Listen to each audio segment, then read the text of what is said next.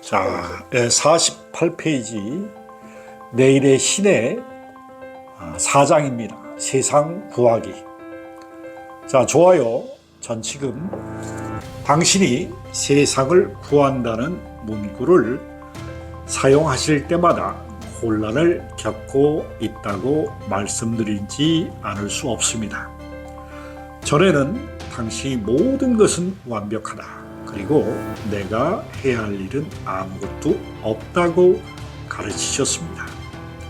자, 이제 당신은 세상을 구하는 각본을 계속 끄집어내고 계시는데 그것은 몇몇 종교들이 그들이 이해한 신으로 우리를 끌고 가기 위해 사용했던 겁주기 전법과 너무나 흡사하게 들립니다. 내일의 신이 단순히 다른 종류의 두려움의 도구를 이용하는 듯한데 사실은 똑같은 두려움 도구인 것처럼 보입니다. 아주 공정한 관찰이다. 내가 어떻게 그런 결론에 도달할 수 있는지 알겠다. 그러니 바로 지금 우주에는 모든 것이 완벽하다는 것을 여기서 분명히 밝혀두자. 잘못되고 있는 것은 아무것도 없다. 왜냐하면 잘못이란 상대적인 판단으로 이 판단은 내가 뭘 해내려고 노력하는지에 근거해서 내려지기 때문이다. 우주는 뭔가 해내려고 노력하지 않는다. 우주는 단순히 존재할 뿐이고 특정 의도가 없기에 있는 그대로 완벽하다. 하지만 만약 내가 특정 의도가 있다면 너희 세상, 즉 우주의 내 영역에서 몇 가지 일이 발생할 수 있고 그런 일들을 너는 바꾸고 싶을지도 모른다. 우주는 내가 그렇게 하도록 허용할 것이다. 사실 우주는 내가 그렇게 할 능력을 주겠지만 절대 너에게 그렇게 하길 요구하지는 않을 것이다. 모든 건 내가 뭘 선택하고 바랄지에 달려있다.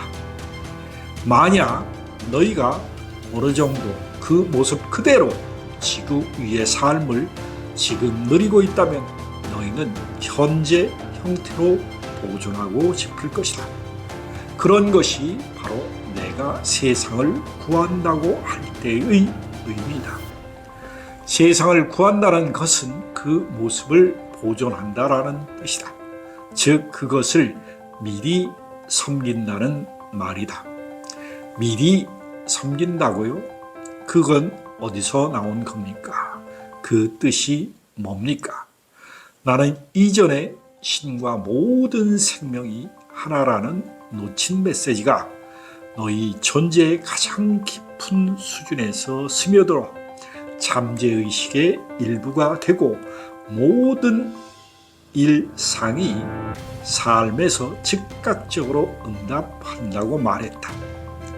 만약 너희가 현재 지구의 모습을 그대로 유지하기를 원하거나 다음 세 달을 위해 훨씬 더 나은 모습으로 만들기를 바란다면 너희는 생명을 유지하게 하는 모든 걸 섬기기를 너희 첫째 순위로 삼아야 한다. 어쩌면 너희 첫째 순위보다 앞에 그것을 보아야 한다. 이것을 미리 섬김이라 한다. 자, 미리 섬김은 너희가 어떤 일을 하기로 의식적으로 결정을 내리기 전에 그것을 섬긴다는 것이다. 이런 건 못 따라잡겠는데요. 자, 미리 섬김은 너희가 어떤 것을 의식적으로 선택하기 전에 너희가 무엇이 되고 무엇을 할지 선택하는 것을 말한다. 너희는 삶에서 의식적으로 선택하는 무엇보다도 먼저 이런 선택을 우선적으로 섬긴다. 이런 것이 바로 미리 섬김이다. 너희가 미리 섬기는 것은 너희는 보존한다. 너희는 그것을 구한다. 여기서 제가 이해하는지 확실히 안 섭니다. 어떻게 무엇인가를 의식적으로 선택하기도 전에 뭔가 되거나 하기로 선택한단 말입니까? 너희는 의식이 아닌 다른 수준으로 그렇게 한다. 너희는 다른 수준에서 창조한다. 창조의 4가지 수준이 있다. 다음과 같다. 첫째가 잠재의식, 두 번째가 의식, 세 번째가 초의식, 네 번째가 초월의식이다. 오, 그래요. 당신 전에 신과 나누 우정이라는 책에서 이 정보를 가져다 주었습니다. 그래, 맞다. 잠재의식이 뭔지를 사람들이 다 압니다. 초의식과 초월의식을 설명해 주시겠습니까? 인간의 의식은 언제나 4가지 수준에서 작동한다. 잠재의식에 부여된 임무는 육신의 모든 자동적인 일들을 다루는 것이고, 또 의식적인 마음을 거쳐 몸을 통해서 존재에 전달된 모든 사건, 경험, 인상, 감정, 데이터를 저장하는 것이다. 의식에게 부여된 임무는 지금이라는 매 순간에 모인 총체적 자료를 다루는 것이다. 또한 의식은 과거 자료의 분석, 파악하는 능력과 제한된 인식의 이해, 지금 이 순간의 결정, 미래의 투영, 그리고 모든 감각기관이 반응하는 기능을 수행하기도 한다. 그것은 이런 수단으로서 너희 현재 체험을 만들어낸다. 너희는 단순히 더 높은 의식 수준으로 옮겨감으로써 즉시 이 체험을 바꿀 수 있다. 초의식에 부여된 임무는 인식에 관한 총체적 이해, 몸, 마음, 영의 상호 연결, 자발적 창조, 미래 통찰, 영혼의 현시적 충동, 영혼의 지금 목적을 나타내기라. 초월의식에 부여된 임무는 앞에서 말한 임무들을 통합하는 것이다. 이것은 존재의 가장 중요한 기능이기도 하다.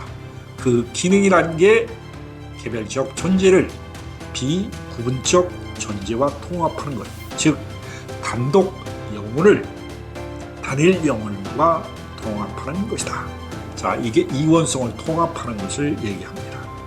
너희가 나와 그리고 있는 모든 것과 에너지 형태에서 통일성을 유지하면서도 외형에 제거된 비선형으로 전체와 끈으로 연결하는 것이 바로 초월적인 수준이다. 다시 한번요. 그것은 내가 개별적으로 누구인지 잊지 않고도 너를 신 속으로 녹아들게 한다. 이것은 내가 누구인지를 망각하면서 너를 너 속으로 녹아들게 하는 너의 잠재의식의 과정과 정반대다. 간단히 설명하면 가장 낮은 수준인 잠재의식은 너에게 신에게서 멀리 밀어내지만, 가장 높은 수준인 초월의식은 너를 신에게로 잡아당긴다. 이러한 밀고 당기는 과정은 너희가 우유라고 알고 있는 물질계 전체를 함께 묶어두는 거대한 응집력의 축소판이다. 저는 러시아의 기상학자인 알렉산더 프리드만의 난해한 작업을 알고 있는데, 그는 아인슈타인이 상대성 이론의 논리적인 출구에 관해 알버트 아인슈타인과 수년간 논쟁을 벌였지요. 프리드만은 아인슈타인이 방정식을 이용해서 영원히 팽창하는 우주, 수축하는 우주, 그리고 심지어는 코리 파월이 자신의 매력적인 책인 방정식 속의 신에서 그것을 설명했듯이 우주 창조주의 들숨과 날숨을 뒤따르는 것처럼 확대 축소하면서 진동하는 우주를 증명할 수 있다고 했습니다. 너희 과학자들은 이러한 밀고 당기는 과정을 오랫동안 설명해왔다. 우주적인 수준이든 개인적인 인간 체험의 수준이든 간에 이런 과정은 생명 자체의 타고난 고유의 특성을 나타낸다. 잠재의식은 전체와 자신을 구별하는 의식적인 마음에서 지금껏 받아온 모든 자료를 저장하는 기능을 수행한다. 초월의식은 스스로 개체화하는 그 순간에도 자기를 전체와 분리하지 않으면서 어디에서든 모든 자료를 저장하는 기능을 수행한다. 따라서 그것은 매 순간 모든 사람에게 비분리의 분리체험, 즉 단일한 이원성이라 불리는 것을 만들어내고 있다. 넌 일이 이 글을 쓰고 있는 지금 초월의식이 바로 그 일을 하고 있는 것이다. 이 글들은 나에게서 나오지만 너를 통해 나오며 그것은 마치 둘이 하나인 듯하다. 이것이 바로 이런 경우다.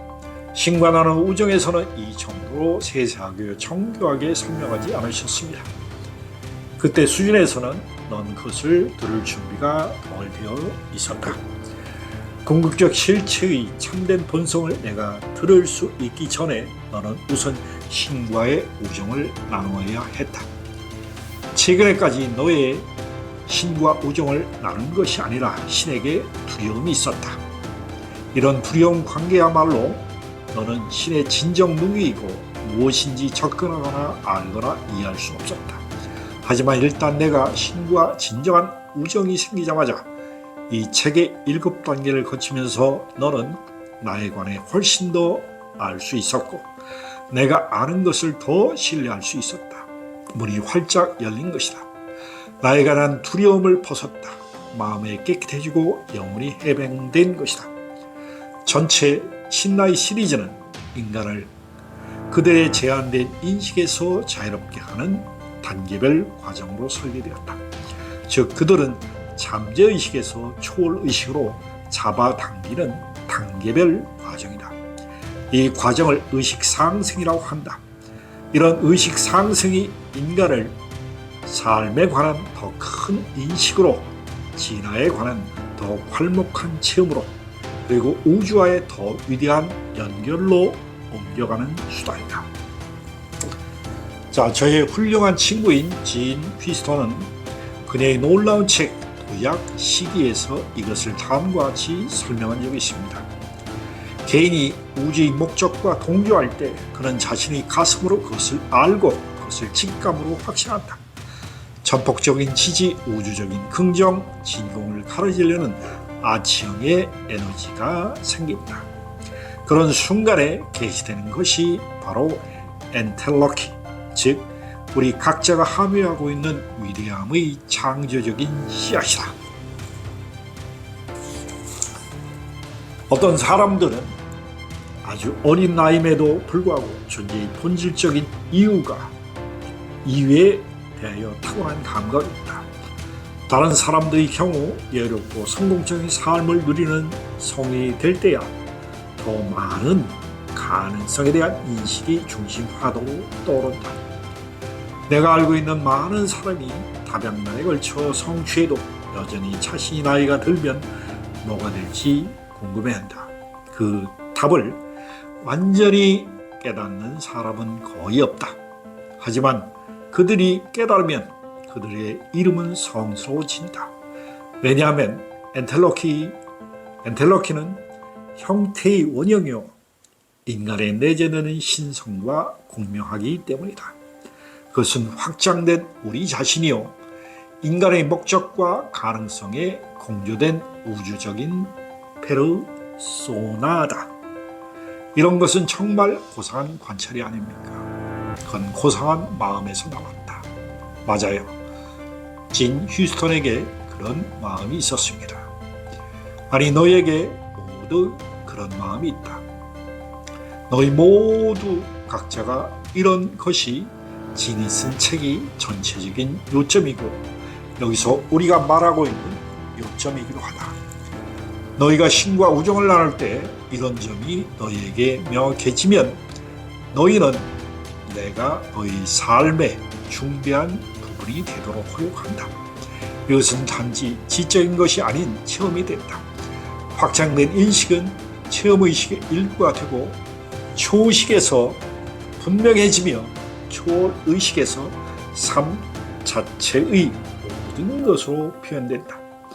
이런 재통합의 과정이 일어날 때 너의 의식적인 선택과 일상의 결정은 자신의 전체성을 점점 많이 반영하고 종종 너의 언어로 신 또는 삶이라 일컬어지는 통합된 지성과 통합된 이해와 통합된 표현의 궁극적인 실제를 점점 더 많이 반영한다. 이런 통합된 실제에 관한 너의 지식과 인식이 성장할 때, 즉 내가 진정 누구인지를 점점 더 많이 기억해낼 때 내 앞에 놓인 다양한 선택들을 의식적으로 결정하기도 전에 너는 그런 곳에서 기나기 시작한다. 내가 인간적 정체성으로 체험하는 소화를 섬긴다는 관점에서 생각하기도 전에 삶 자체를 섬긴다는 관점에서 생각하기 시작한다. 이렇게 소화를 섬기기 전에 삶 자체를 섬긴다는 생각이 바로 내가 뜻하는 미리 섬김이다. 그것은 내가 의식적으로 결정하는 사항이 아니다. 그것은 잠재의식의 선택, 초의식의 선택, 그리고 초월의식적인 너 즉 대화의 선택이 합쳐진 것이다. 너는 어떤 특정 방식으로 즉 직관적으로 행동하기 시작한다. 너는 내 존재의 안전함에서 신호를 받았고 의식적인 마음이 그 모든 자료를 검토하고 철저히 심사숙고하여 결정할 기회를 갖기도 전에 너는 그것을 행동으로 옮겼다. 여기서 우리가 이야기하고 있는 것의 예를 하나 들어주겠습니까? 좋다. 미리 섬김의 예는 자기 자신은 수영을 못하면서 물에 빠진 유아를 구하기 위해 물에 뛰어드는 엄마의 행동에서 볼 수 있다. 자기 목숨을 아랑곳하지 않고 활활 타오르는 무너지는 건물 속에서 다른 사람을 구하려고 뛰어드는 사람의 행동이 그것이다. 또한 이런 수준의 존재와 행위는 다른 방식으로도 그 자체를 드러낸다.